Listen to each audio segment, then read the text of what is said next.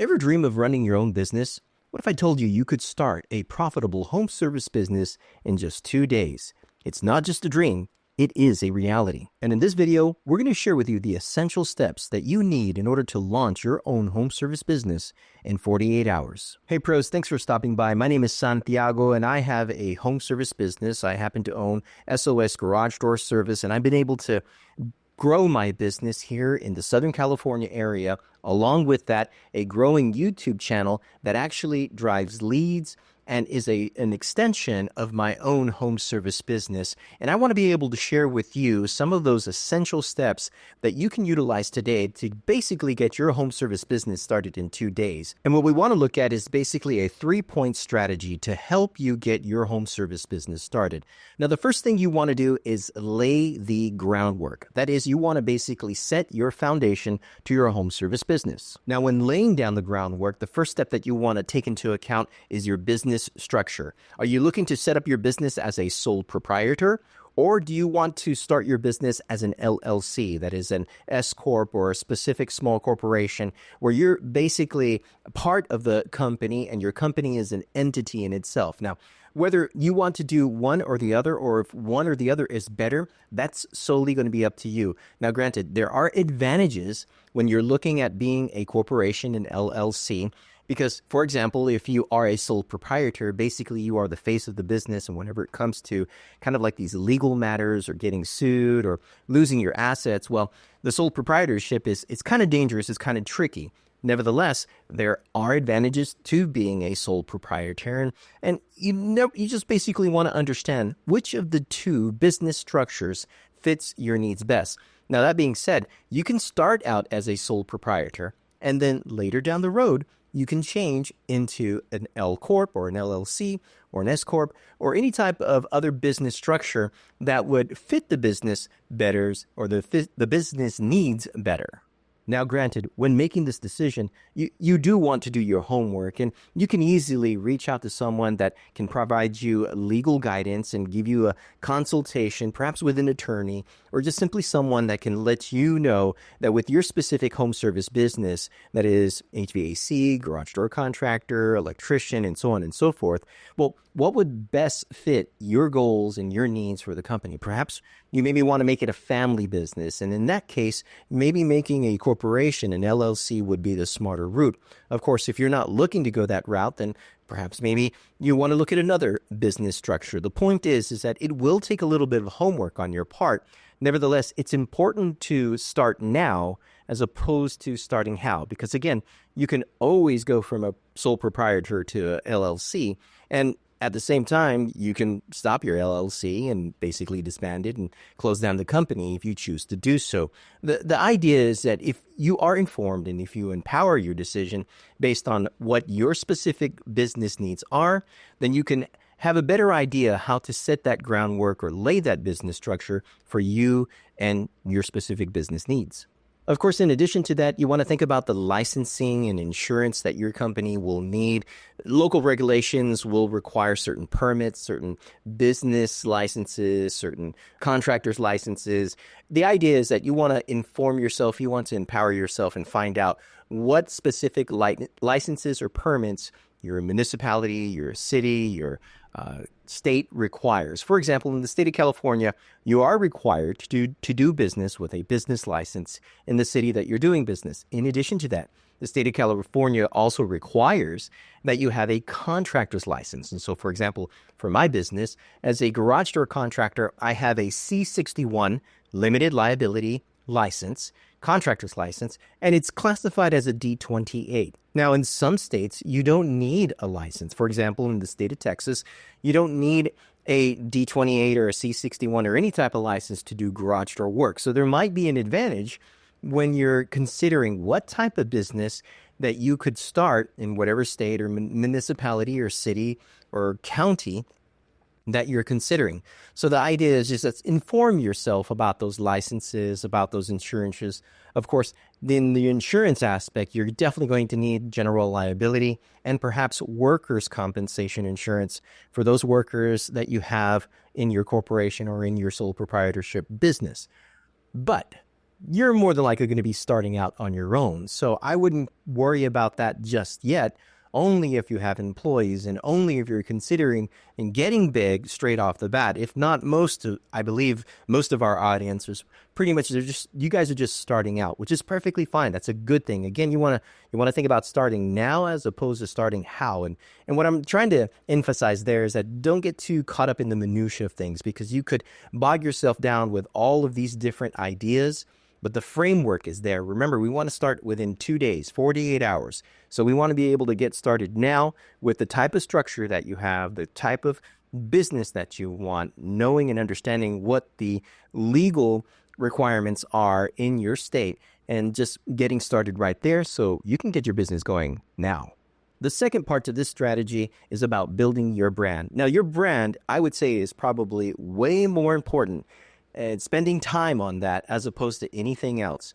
Your brand, in essence, is an extension of you. And when you think about your home service business and the business that you want to run, your brand is correlated, or I should say it is specifically related to your reputation and the type of person that you are. So, for example, if people know you to be a very studious person, a very industrious person, a person that gets things done, then trust me, they're going to want to do business with you. And enabling, that is, being able to put your craft into work and utilizing your skills for the community and the betterment of, your neighbors, well, then obviously I think people are going to be drawn towards that. And again, all of that is built around your brand. Now, of course, don't fall into the trap of spending too much time on your brand name, on your logo, on perhaps maybe creating your website. Again, you want to start now as opposed to starting how. And so starting how, again, could easily be like, how am I going to do this? And you're learning all this information. Just get started. Understand first that your brand is going to be differentiated because of you. So you can't compete with the Walmarts of the world. You can't compete with the precision garage doors of the world. You don't want to waste your time doing that. What you want to do is you want to make yourself distinct, different in your community by basically saying, hey, I am doing this. This is the type of level and the type of work that we're focusing on to provide, I would say, the community a service and trust and reliability, especially if you're really close to your neighbors. You can get to them within probably minutes. That is a plus, and it's something to consider if, in fact, you are looking to start a home service business. Of course, when building a brand, you always want to think about marketing and advertising. Now, marketing and advertising are two different things. Think of it this way.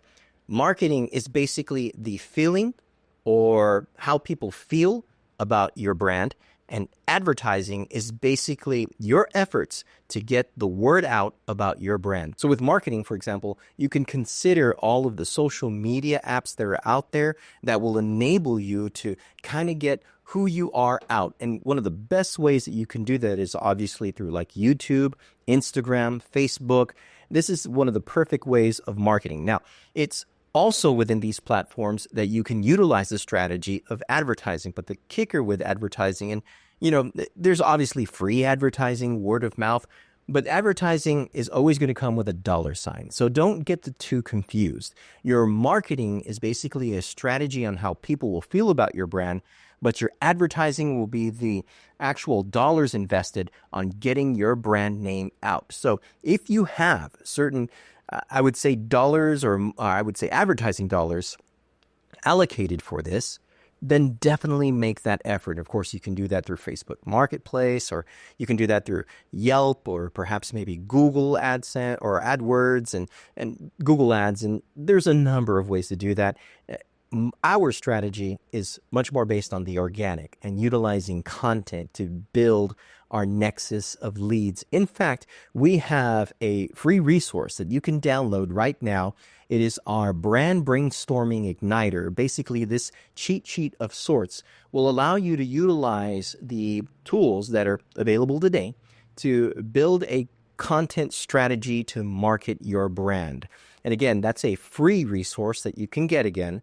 And so just thinking in terms of how you want to market your brand, that needs to happen right now, because as many times as people see you in the different platforms that are available, that's where you need to get started. Because if people don't see you, they're not going to know you. And if they don't know you, they're not going to know about your business. And if they don't know about your business, they're not going to contract you. And thus, you're not going to be able to get the groundwork, all this great groundwork started and not started, that is, not get going within those 2 days. Now, take into account that you also have a network of warm leads. What do I mean by that? Well, basically, you want to reach out to your family and friends. Let them know, hey, guys, I am doing this coming weekend. That is, I'm starting this Friday and Saturday or Saturday and Sunday. I'm going out and providing free consultations, free tune-ups, free conversations, free estimates. Talk to the people. Talk to those within your already network circle of friends, colleagues, people that you know, so that you can get the ball going. Trust me, if you do that, if you reach out to someone, you will get a job, I would say, within the next 2 days. It is an amazing thing just being able to utilize the tools that we have now to accomplish that. If our parents, actually, if our grandparents who had businesses had the tools that we have today, wow, what would the world be like, right? We are fortunate to live in this time with the technology that we have.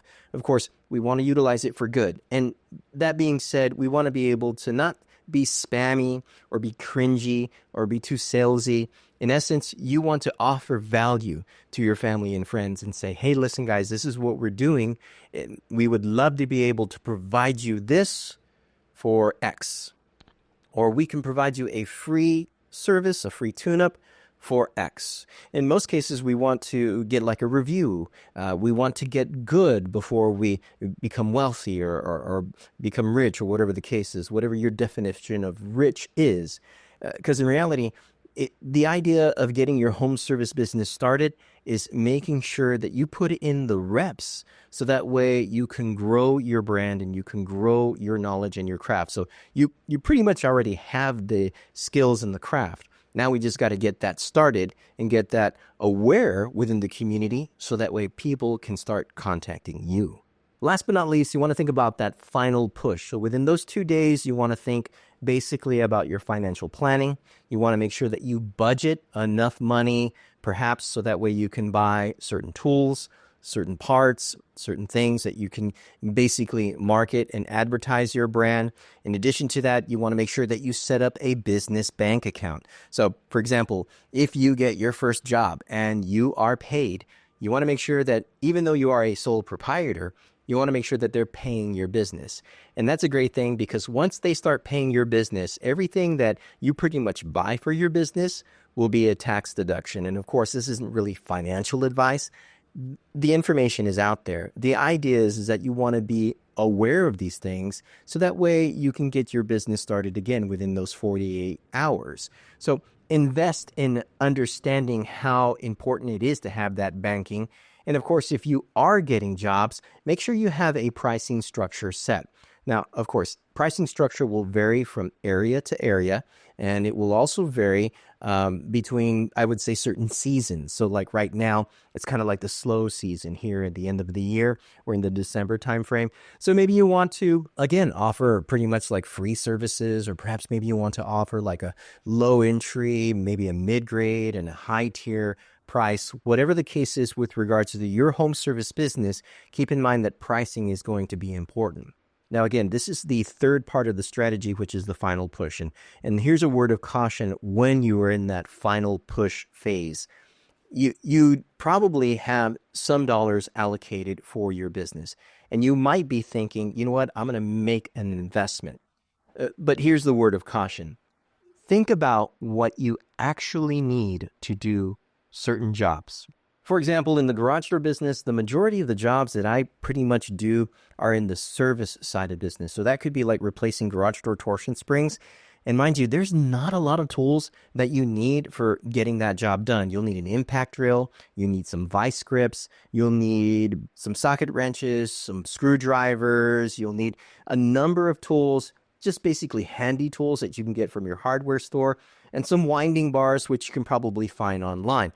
Now, all of that I just mentioned right there should not, please don't spend thousands of dollars for that stuff. You can probably find, especially within the sales and, the year at Black Fridays and all that stuff, you can find all of those tools and all those parts probably less than, I want to say like $300. You really don't need to spend that much money on tools.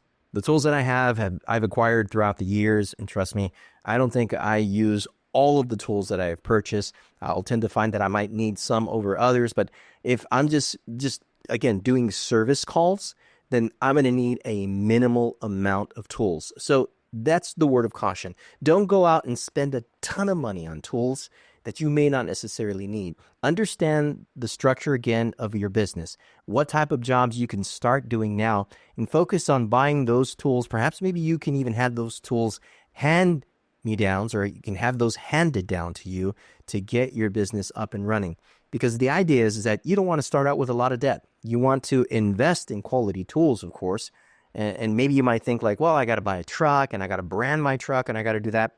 Don't worry about all that. That'll come in time. Again, you want to get started in 2 days. And so keep it in mind that you might feel the need to buy tools, but don't go too crazy. Buy yourself the tools that you need to do the work that you want to do, but don't go overboard, because the last thing you want is for your home service business to start out with a lot of debt and you're not making any money because you're not focusing on the right thing and getting those jobs to you.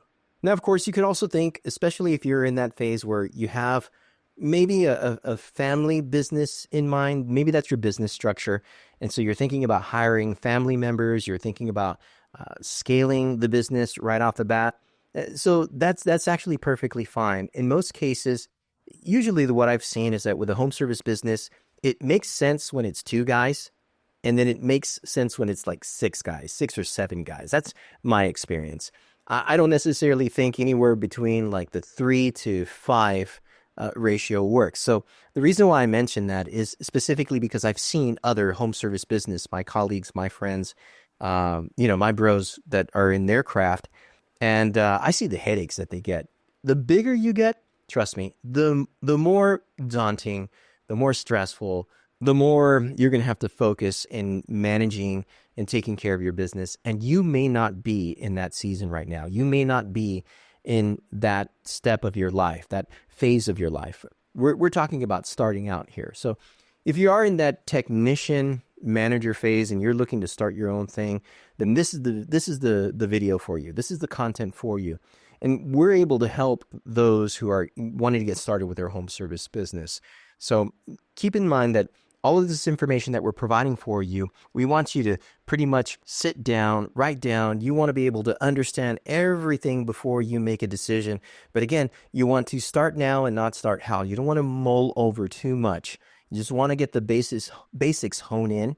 And you want to start basically getting your brand out there. Let people know your desires, your goals, your wishes with regards to your brand. And more importantly, always lead with value. Lead with serving, lead with helping people. So to recap, we have here a 3-part strategy where you're going to lay the groundwork of your business. That is the business structure, whatever licensing, insurance that you need. You want to think about your brand. You want to focus on the marketing and the advertising, and you want to use all of the free tools possible to be able to do that. And we also had mentioned one of those free tools of our free digital download, our Brand Brainstorming Igniter. It's a cheat sheet that you can get down below. And then you want to think about that final push phase, being able to push your business and getting your financial structure down, being able to get your pricing down, being able to get your bank account, being able to buy the necessary tools. But again, just get started. Get started now, so that way people know what you're offering. And that way, when you start now, you can grow your business that much better and that much stronger.